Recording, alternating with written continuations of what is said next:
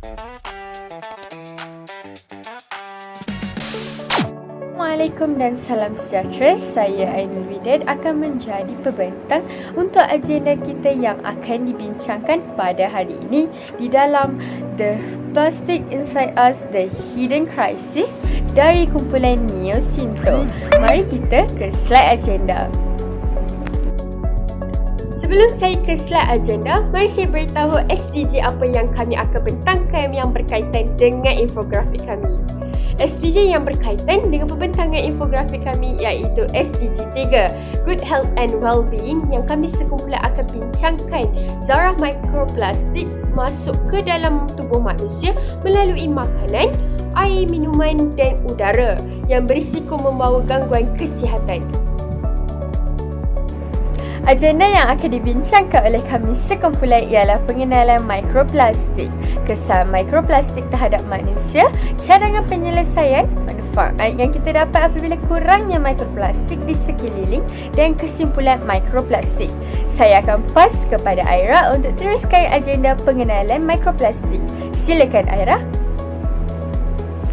Sekarang ialah apakah itu mikroplastik? Mari ikut saya ke slide seterusnya untuk mengetahui lebih dalam tentang mikroplastik ini. Mikroplastik ialah zarah plastik yang sangat kecil, kurang daripada 5mm yang kita tak boleh nampak dengan mata kasar. Okey, macam mana mikroplastik ni boleh masuk dalam badan kita? Ia memasuki badan kita melalui 3 cara, iaitu makanan dan minuman. Contohnya air berbotol ataupun makanan yang berlaut. Kedua, udara melalui kain dan perabot. Ketiga, produk kegunaan harian. Macam contohnya skrap muka ataupun loofah. Soalan seterusnya, apakah kesan mikroplastik terhadap badan manusia? Untuk soalan ini, saya akan beri penerangan kepada Mariam. Silakan Mariam. Hari ini saya akan terangkan tentang kesan mikroplastik jika ianya termasuk ke dalam badan kita. Jadi apakah kesannya? Yang pertama, apabila mikroplastik disedut daripada udara sekeliling kita, ianya boleh menjejaskan paru-paru dan mengganggu sistem pernafasan kita. Mikroplastik juga sering ditemui di dalam sistem pencernaan manusia. Yang kedua ialah gangguan hormon. Sesetengah plastik mengandungi bahan kimia yang boleh mengganggu sistem hormon kita. Akhir sekali, ianya memberi kesan kepada kehamilan. Mikroplastik juga sering ditemui di dalam plasenta manusia. Perlu diingatkan bahawa terdapat banyak lagi kesan jangka panjang yang masih berada dalam kajian. Ianya juga berpotensi untuk membawa kepada risiko kesihatan yang lebih besar.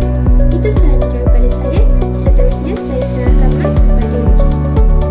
Jadi mari kita lihat cadangan penyelesaian. Pertama sekali, dalam segi individu, kita boleh kurangkan penggunaan botol kepada botol guna semula seperti Tupperware yang elakkan memanaskan makanan dalam bekas plastik. Dalam segi masyarakat pula, kita kurangkan penggunaan plastik sekali guna dan produk yang mengandungi banyak mikro. Kita juga boleh tingkatkan kesedaran dan pendidikan kepada masyarakat. Lagi sekali, dalam segi teknologi, kita boleh usahakan pelapis air yang mampu melapis mikroplastik dan juga menggunakan bahan alternatif seperti plastik biodegradasi. Saya akan pas agenda manfaat pengurusan mikroplastik pada Wais.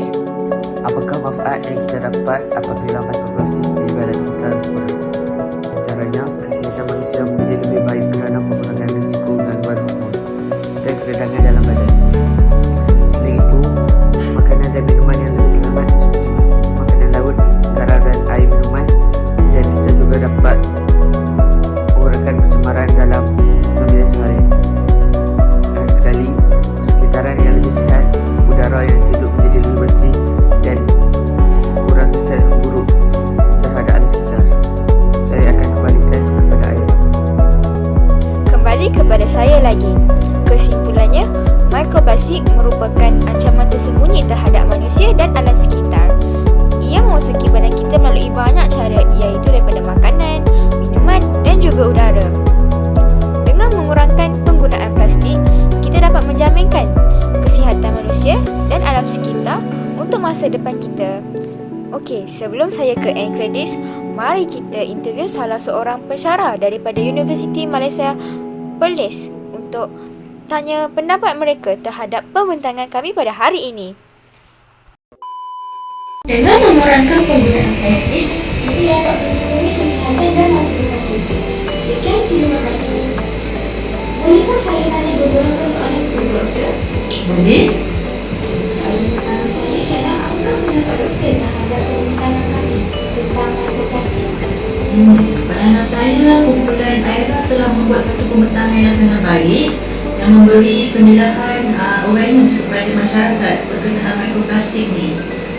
Saya boleh kata majoriti sebenarnya tidak aware tentang mikroplastik ni. Baiklah doktor. Soalan terakhir saya ialah adakah serangan yang disampaikan oleh kami memberi manfaat kepada masyarakat dan kepada negara kita lah? Ya, sangat cadangan yang diberikan tadi sangat bermanfaat sebab kita kena bagi awareness kepada masyarakat tentang pengurangan penggunaan plastik dalam kehidupan seharian. Terima kasih doktor.